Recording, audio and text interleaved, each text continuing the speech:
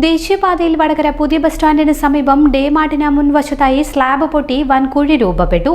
ദേശീയപാത നിർമ്മാണ പ്രവൃത്തിയുടെ ഭാഗമായി സ്ഥാപിച്ച സ്ലാബാണ് തകർന്നത്.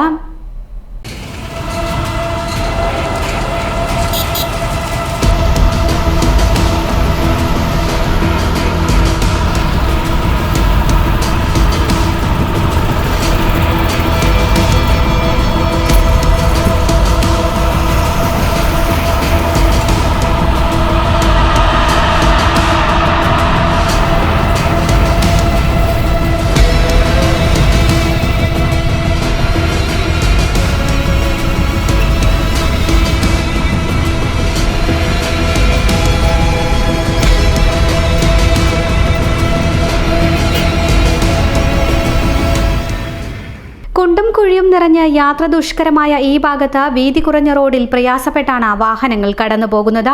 ഇടതടവില്ലാതെ വാഹനം പോകുന്ന ഭാഗത്താണ് സ്ലാബ് പൊട്ടി പൂർണ്ണമായി തകർന്നത്.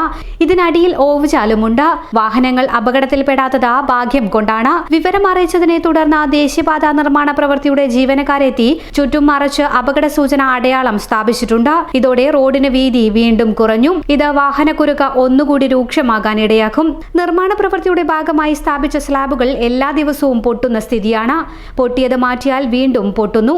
ഇത് വലിയ പ്രതിഷേധത്തിന് ഇടയാക്കിയിട്ടുണ്ട്. കൺമുന്നിലുള്ളത് കാണാൻ എന്തിന് ഫിലാഡൽഫിയ വരെ പോണം? ഫരീദ ഓപ്റ്റിക്സ് ഉള്ളപ്പോൾ ഇനി കാഴ്ചകൾക്കും തെളിമയേറും.